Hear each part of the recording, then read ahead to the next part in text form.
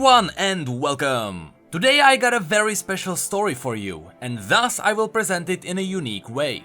Today we will talk about the fall of Icathia, which was a major event that changed the course of Runeterra's history. The way this story is written reminds me less of a short story and more of a chapter from a book. That's why I decided to leave out the graphics and focus more on the sound effects to support the narrative. After all, 50% of a good story is your imagination, and I don't want to affect it with the graphics I use. So you're free to relax or do anything else you want to do, as you don't need to watch the screen. So without further ado, let's have a look at one of the greatest turning points in Runeterra's history. Where Icathia Once Stood, by Graham McNeil. My name is Aksamuk Varchoy Koari Icathor. Aksamuk was my grandsire's name, a warrior's name. It means keeper of edges, and it is an auspicious title to bear. Aksamuk was the last of the Mage Kings, the final ruler to fall before the Shuriman Sun Empress when she led her golden host of men and gods into the kingdom of Icathia. Var is my mother, and Choi my father. Icathor is the name of the blood-bonded clan to which I was born, one with an honorable history of service to the Mage Kings. I have borne these names since birth. My name is Aksamuk Varchoy Koari Icathor. Only Koari is a new addition. The fit is new, but already feels natural. The name is now part of me. I bear it with a pride that burns bright in my heart. The Koari were once the life wards of the Mage Kings, deadly warriors who dedicated their lives to the service of their master. When Aksamuk the king fell before the gold warriors of the Sun Empress, and Icathia became a vassal state of Shurima, every one of them fell upon their swords. But the Koari are reborn, rising to serve the new Mage King and reclaim their honor. I bear their sigil branded on my arm, the scroll-wrapped sword. My name is Aksamuk Varchoy Koari Icathor. I repeat it over and over, holding on to what it represents. I do not want to forget it. It is all I have left. Was it only this morning I and the rest of the reformed Koari marched through the streets of Icathia? It seems like a lifetime ago. The wide thoroughfares were thronged with thousands of cheering men, women and children, clad in their brightest cloth and wearing their finest jewelry to honor our march. They had come to witness the rebirth of their kingdom. For it was Icathia that was reborn today, not just the Koari. Our heads were high, my chest swollen with pride. We marched in step, gripping the leather straps of wicker shields and the wire-wound hilts of our curved Nimcha blades. To bear Icathian armaments had been forbidden under Shuriman law, but enough had been brought in secret forges and hidden in caches throughout the city, in readiness for the day of uprising. I remember that day well. The city had been filled with screams, as baying crowds chased and murdered every Shuriman official they could find. Resentment for centuries of humiliating laws intended to eradicate our culture, and brutal executions for breaking those laws, came to a head in one blood-filled day of violence. It didn't matter that most of these people were merely scriveners, merchants, and tithe-takers. They were servants of the hated Sun Emperor, and needed to die. Overnight, Icathia was ours again. Sundisk effigies were pulled from the rooftops and smashed by cheering crowds. Shuriman script work was burned and their treasuries looted, and statues of dead emperors were desecrated. And even I defaced one of the great Forskos with obscenities that would have made my mother blush. I remember the smell of smoke and fire. It was the smell of freedom. I held to that feeling as we marched. My memory recalled the smiling faces and the cheers, but I could not pick out any words. The sunlight was too bright, the noise too intense, and the pounding in my head unrelenting. I had not slept the previous night, too nervous at the prospect of battle. My skill with the Nimcha was average, but I was deadly with the recurved serpent bow slung at my shoulder. Its wood was well seasoned, protected from the humidity by a coat of red lacquer. My arrows were fletched with azure raptor feathers, and I had carved their piercing heads from razored obsidian, sourced from the thaumaturges, the magiciers of earth and rock. Long runs through Icathia's lush, coastal forests and along its high mountain trails had given me powerful clean limbs to draw the bowstring and stamina to fight all day.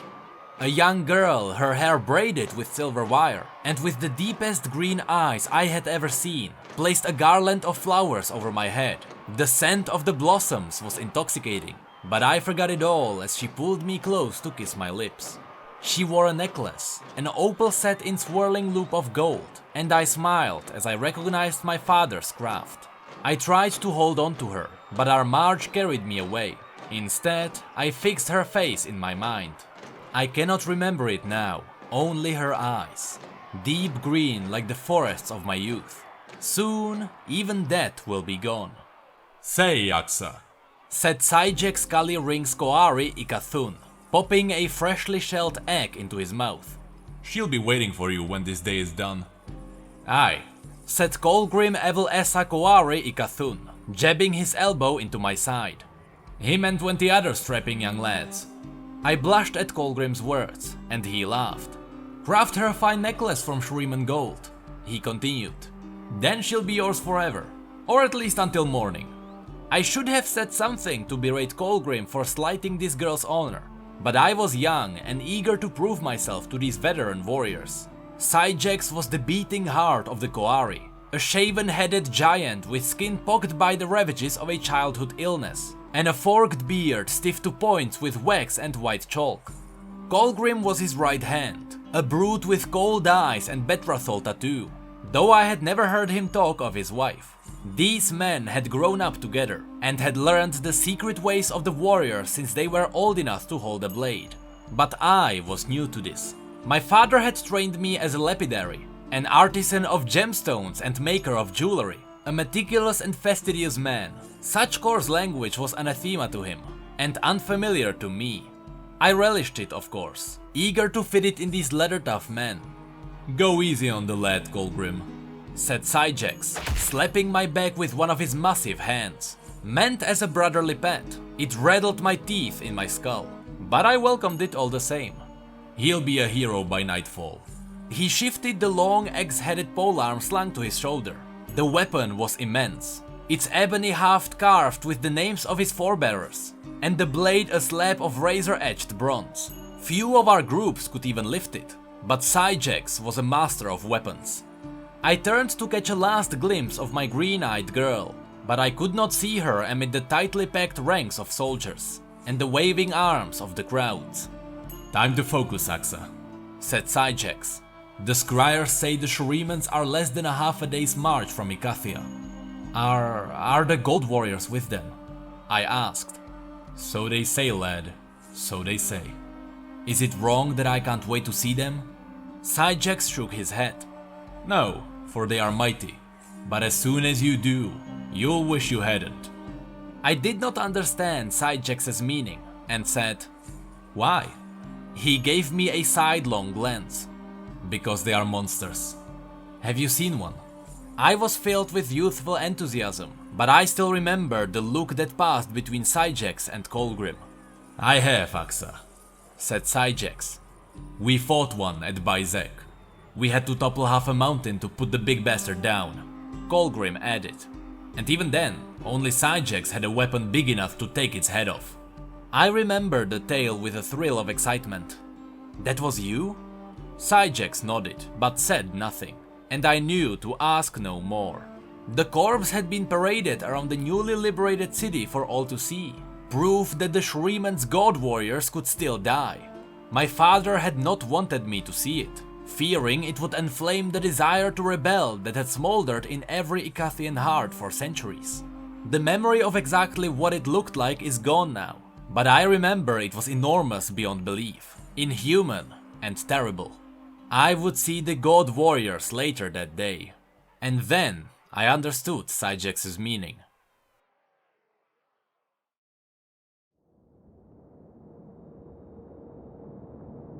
We formed up on the gentle slopes before the crumbling remains of the city's walls.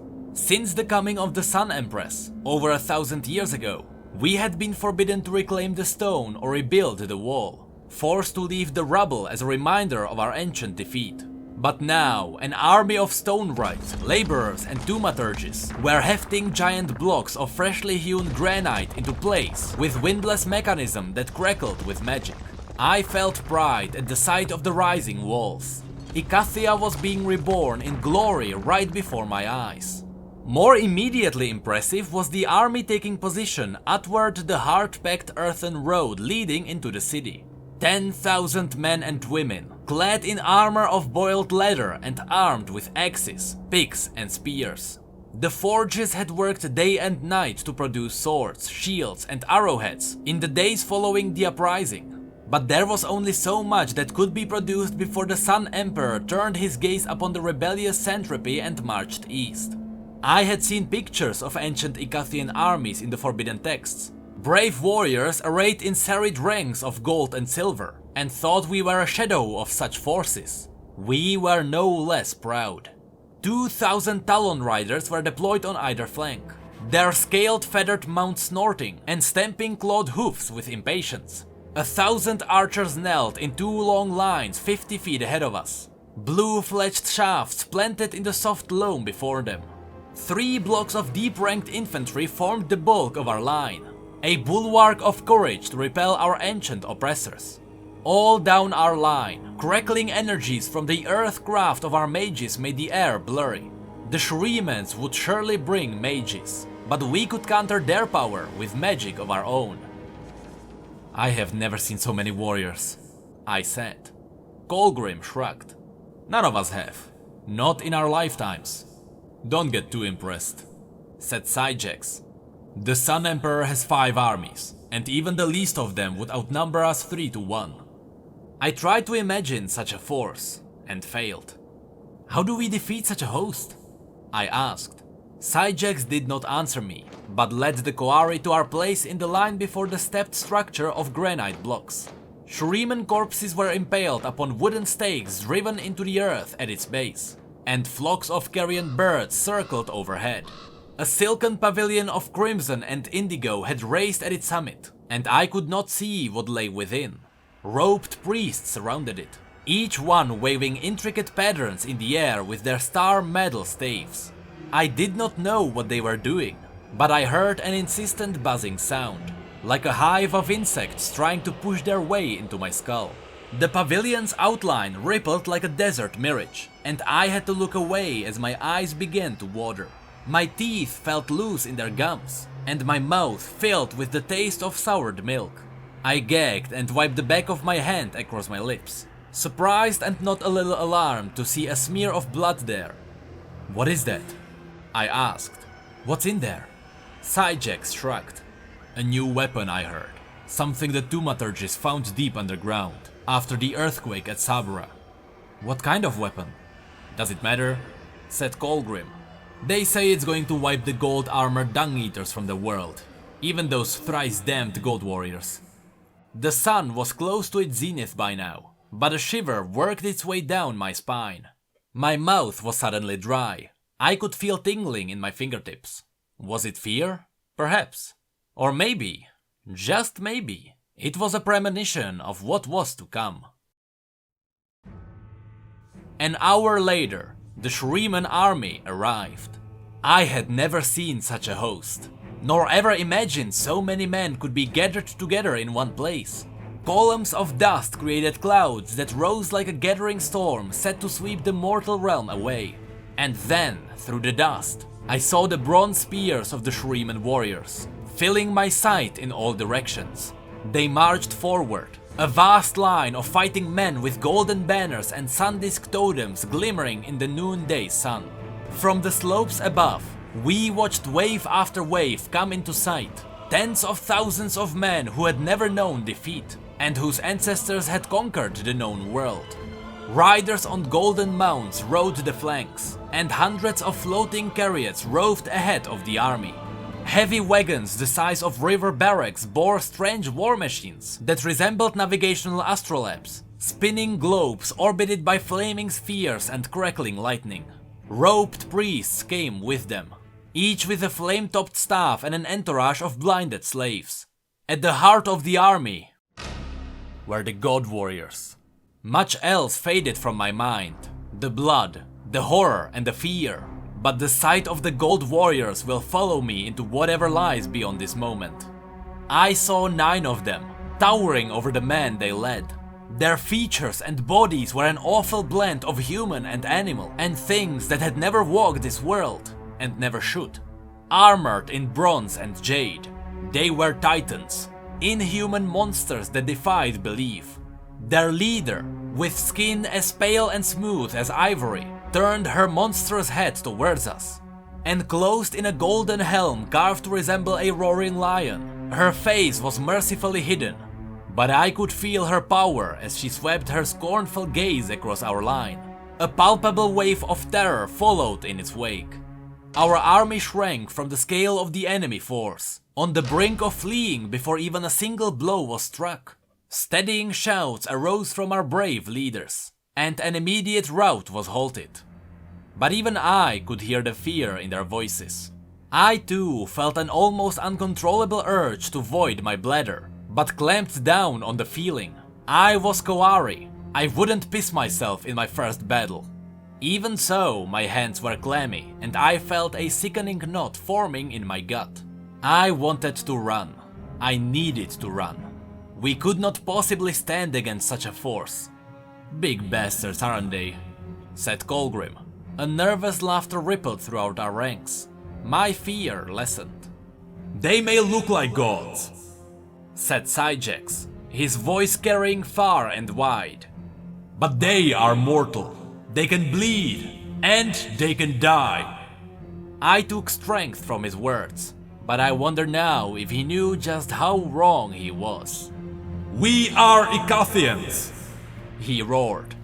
"We are the heirs of kings and queens who first settled this land. It is ours by right and by birth. Aye, we are outnumbered, but the warriors our enemies have sent are slaves, and men whose only loyalty is to coin." He raised his weapon high and the sunlight shone from its polished blade. He was glorious in that moment, and I would have followed him to the very end of the world if he asked me to. "We fight to live in freedom, not in slavery.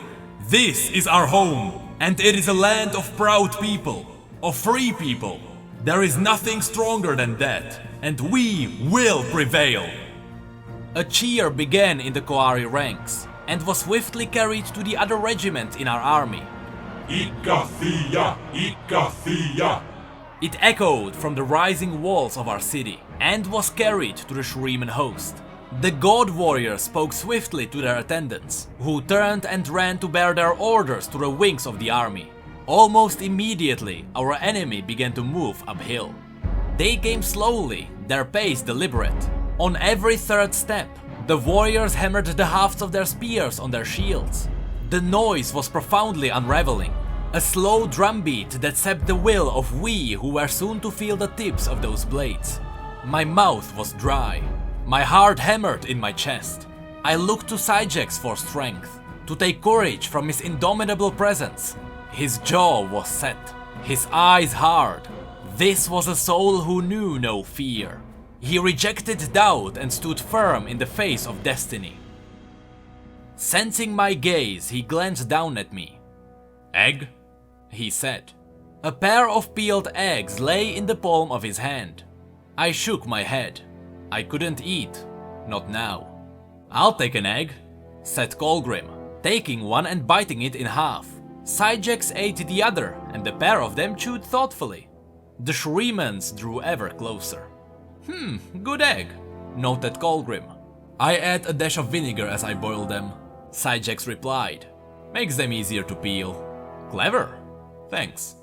I looked back and forth between them, unable to reconcile the mundane nature of their words, as an all-conquering army marched upon us. And yet, I felt soothed by it. I laughed, and that laughter swiftly spread. The Koari were laughing, and soon, without knowing why, our entire army was laughing. The fear that had threatened to undo all of us now fled. Fresh resolve filled our hearts, and put iron into our sword arms. The Shurimans halted 200 yards away from us. I tasted a strange texture in the air, like biting on tin. I look up in time to see the spinning globes of the war machines burn with searing light. The priests attending them sweep their staves down. One of the flaming spheres detached from the globe and arced through the air towards us. It landed in the midst of our infantry and burst in an explosion of pellucid green fire and screams. Another sphere followed, then another. I gagged as the smell of roasting flesh billowed from the ranks, horrified at the carnage being wrought. But our warriors held firm. More of the spheres arced towards us, but instead of striking our ranks, they wobbled in the air before reversing the course to smash down in the heart of the Shriman spearmen. Amazed, I saw our thaumaturges holding their staves aloft, and crackling lines of magic flickered between them. The hairs on my arms and legs stood up in the shimmering air, as if a veil was being drawn up around us. More of the searing fireballs launched from the Shriman war machines, but they exploded in midair, striking the invisible barrier woven around our force. Cheers overcame the cries of pain in our ranks. I let out a breath, thankful that I had not been among the war machine's targets. I watched those piteously wounded men dragged to the rear by their comrades. The temptation to remain there must have been tremendous, but we Icathians descend from explorer kings, and not a single warrior failed to return to their place in the battle line. The strain on our mages was clear, but their power was holding the Shriman barrage at bay. I glanced over my shoulder to the pavilion atop the pyramid. There too, the priests were straining with all their power. To what end I could not imagine. What manner of weapon lay within? And when would we unleash it? Stand to, said CZECH, and I returned my attention to the army before us. They'll come at us now, a big wave to test us. I looked back at the Shrimans, who now came at us in a run. Arrows flashed from the lines of archers ranged before us, and scores of the enemy warriors died. Bronze plate and shield saved some, but the range was so close that many fell with shafts punched clean through their breastplates. Another volley hammered the Shrimans, swiftly followed by another. Hundreds were down. Their line was ragged and disorganized. Now! Roared CZECH. Into them! Our infantry surged forward in a wedge, spears lowering as they charged. I was carried by the mass of men behind me, managing to drag my blade from its sheath as I ran. I screamed to keep my fear at bay, worrying that I might strip on my scabbard. I saw the faces of the Shrimans, the braids in their hair, the gold of their crests, and the blood smearing their tunics. We were so close I could have whispered and they might have heard me. We struck their wavering ranks like a thunderbolt. Spears thrust and shivered, half splintering with the impact. Driven by sheer will and 1,000 years of pent-up anger, the momentum of our charge clove deep into their ranks, splitting them and breaking their formation completely. Anger gave me strength, and I swung my sword. It bit into flesh and blood sprayed me. I heard screaming. It might have been me, I cannot say for sure. I tried to stay close to CZECH and Colgrim, knowing that where they fought, Shrimans would be dying. I saw CZECH felling men by the dozen with his huge polearm, but could no longer see Colgrim. I soon lost sight of CZECH in the hafe and sway of surging warriors. I called his name, but my shout was drowned in the roar of battle. Bodies slammed into me, pulling at me, clawing my face. Icathian hands or Shriman, I had no idea.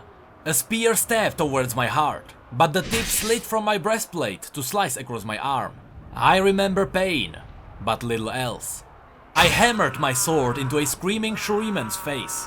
He fell and I pushed on, made fearless by fear and savage joy. I soared and swung my sword like a madman.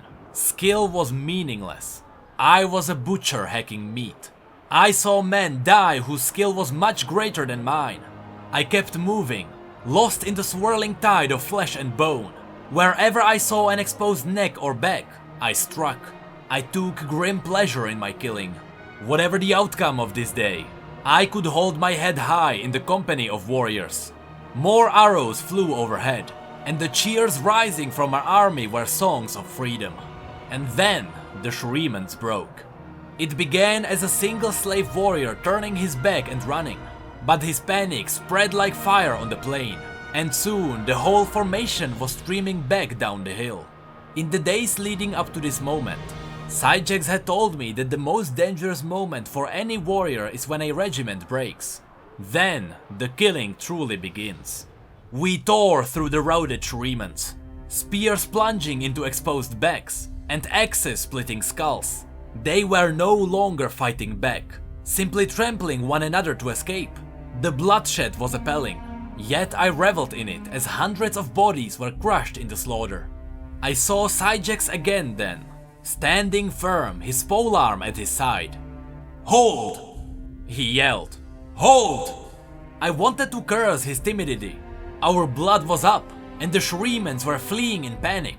I did not know it at the time, but CZECH had seen how dangerous our position truly was. Pull back! He shouted, and the cry was taken up by others who saw what he had seen.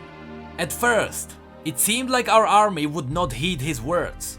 Drunk on victory and eager to plunge onward, we were intent on slaying every one of the enemy, wreaking vengeance upon soldiers who had held our land hostage for centuries. I had not seen the danger, but all too soon I understood. Screams and fountains of blood sheeted from the leading edges of our battle line. Severed heads flew backwards, spinning like rocks skipping over a pool. Bodies soon followed, tossed aside without effort. Screams and cries of terror erupted, and the songs of freedom were snuffed out. The god warriors had entered the fray. 3 of them surged into our ranks, some moving like men, others like ravenous beasts. Each was armed with a weapon larger than any man could lift, unstoppable and invincible. They waded through our ranks with sweeping blows that slew a dozen men with every swing. Icathians flew in pieces from their crackling blades. They were crushed beneath their thread, or were rent asunder like bloodied rags. Back! Shouted CZECH. Back to the walls! None could pierce the god warriors' armor, and their ferocity was so primal, so inhuman, that it froze me on the spot. Spears snapped against their iron-hard hides, and their bellowing roars cut me to the marrow with terror. One, a cawing beast with ragged feathered wings and a vulture-like beak, leapt into the air, and searing blue fire blazed from its outstretched claws. I cried out at the sight of my fellow countrymen burned to ash. The elation that had only moments before filled us with thoughts of victory and glory, now shattered like a fallen glass.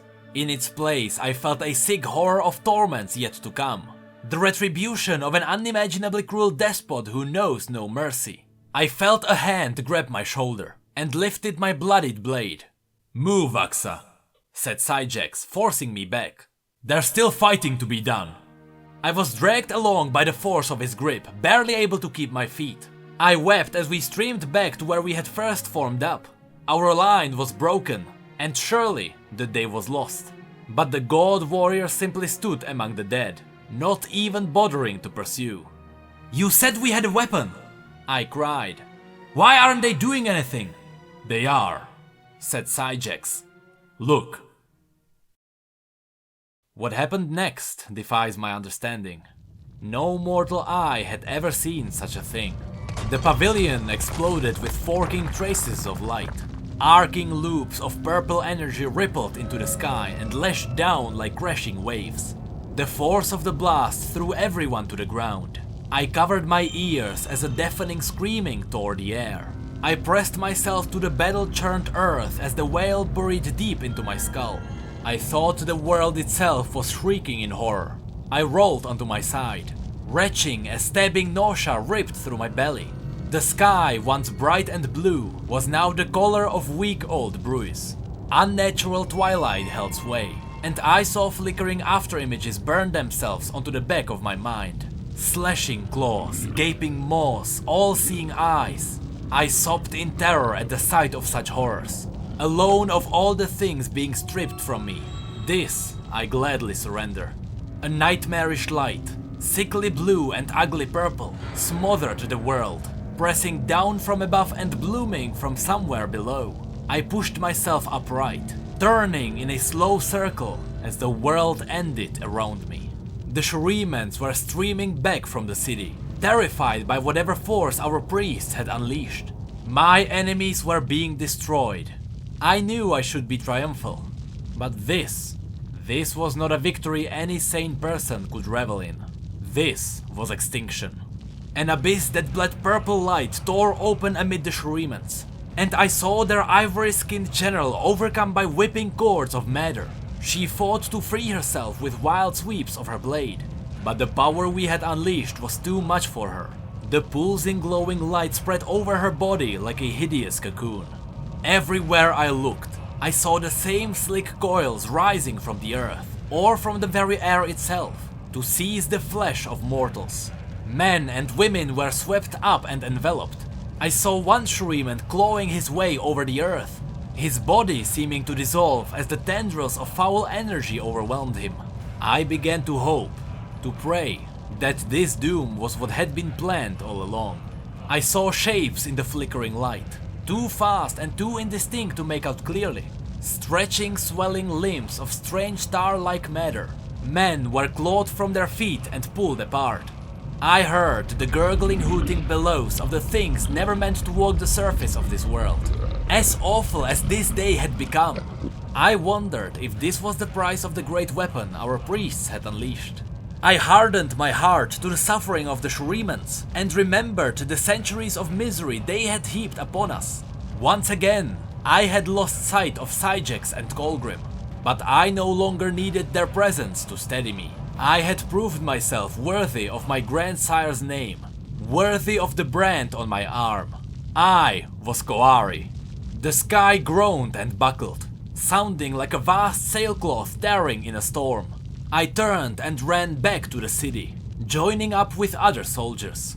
I saw the same desperate, horrified looks on their faces I knew must be on mine. Had we won? None of us knew. The Shuremans were gone, swallowed whole by the terror we had unleashed upon the world. I felt no regret, no remorse. My horror had given way to justification. I had lost my Nimcha blade somewhere in the frenzy of the battle, so I took my bow from my shoulder and pumped it up to the sky. "Icathia!" I yelled. "Icathia!" The chant was taken up again by the soldiers around me, and we stopped to watch the enemy finally overcome. The seething mass of matter that had consumed them lay like a shroud over the flesh it had consumed. Its surface was undulant, and swelling blisters of glistening matter burst open with frothing birth sacs that twisted and unfolded like newborn animals. I turned as I heard a deafening grinding of rock. Booming cracks echoed as more and more chasms tore the landscape open. I dropped to my knees as the earth shook, and the walls of Icathia, fallen once and now rising again, were shattered by the groaning base stone that split the earth. Geysers of dust and smoke erupted from within the city. I saw men screaming, but could not hear them over the crash of falling rock and splitting earth. Towers and palaces that had stood since the first Mage King planted his star metal staff were swallowed whole by the ever-widening chasms. Only rubble and shattered fragments remained. My beloved city reduced to a charred skeleton. Fire sped skyward, and the wails of my people were somehow magnified by the canyons of the city as they fell into the hideous doom below. "Icathia!" I screamed one last time. I saw a flash of movement, and flinched as somehow flew through the air above me.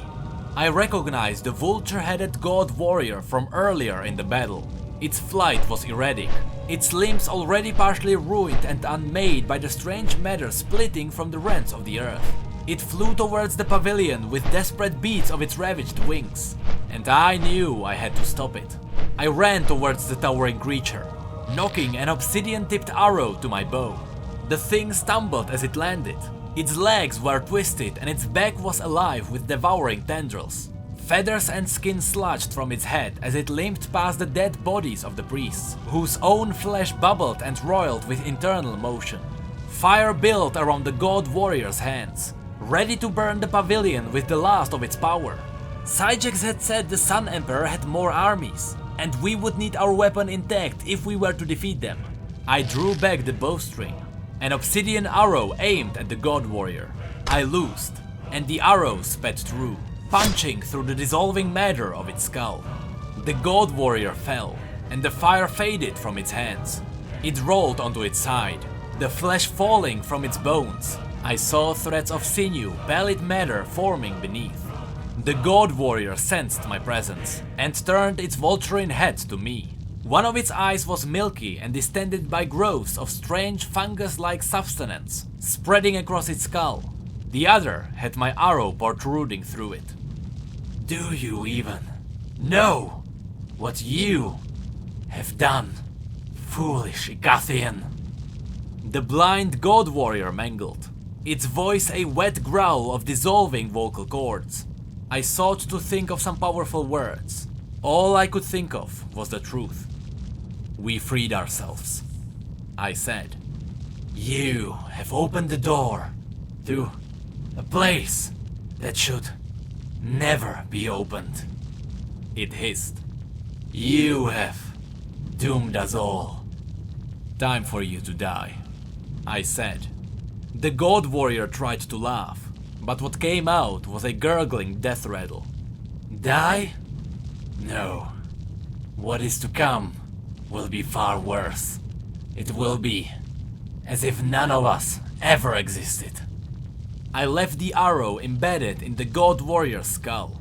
Men were limping back from the battle, bloodied and weary, with the same look of incredulous horror in their eyes. None of us truly understood what had happened, but the Shurimans were dead, and that was enough, wasn't it? We milled in confusion, none of us knowing what to say or do.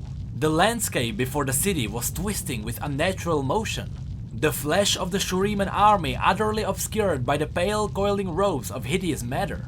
Its surface was darkening as I watched, splitting where it hardened like some form of carapace, vicious ichor spilling out, and more I had the impression that this was just the beginning of something far worse. Light still spilled from the colossal rents torn in the ground, and alien sounds, a mix of shrieking, hissing and crazy howls, echoed from far below.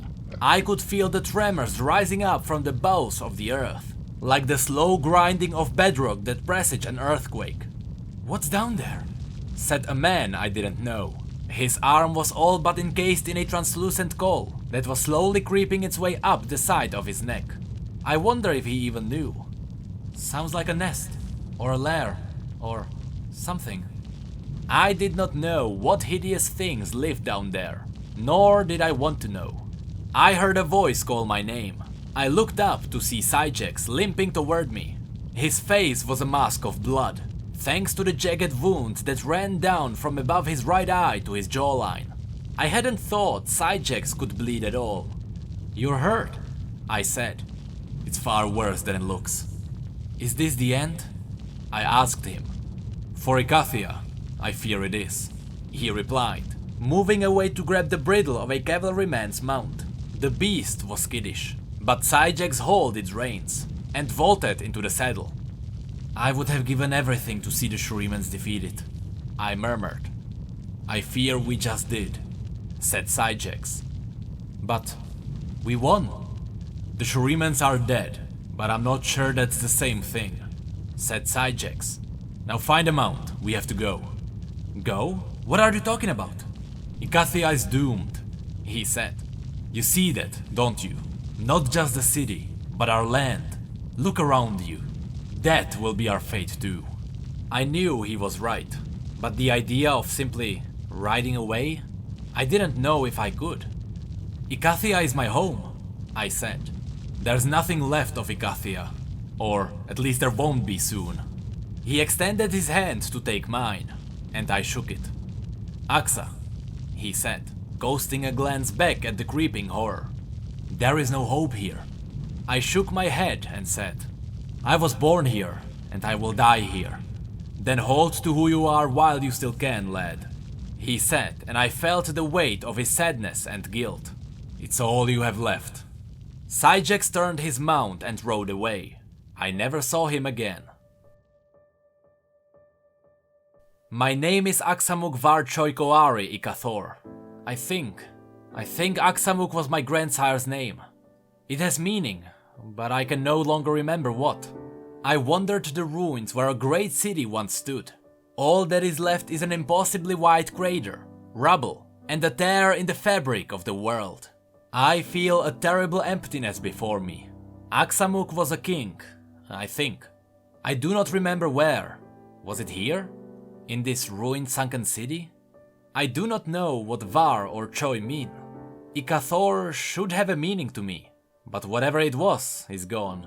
There is a terrible void where my mind and memories once dwelled. My name is Aksamuk Var Choi Koari. Koari? What is that? There is a mark on my arm, a sword wrapped in a scroll. Is that a slave mark? Was I the property of a conqueror? I remember a girl with green eyes and an opal necklace. Who was she? Was she my wife? My sister? A daughter? I do not know, but I remember the smell of her flowers. My name is Aksamuk Var Choi. I repeated it over and over, holding on to it as if it can stave off this slow dissolution. I do not want to forget it. It is all I have left. My name is Aksamuk. I am being erased. I know this, but I do not know why or how. Something awful writhes within me. All that I am is unraveling. I am being undone. My name is... my name. My...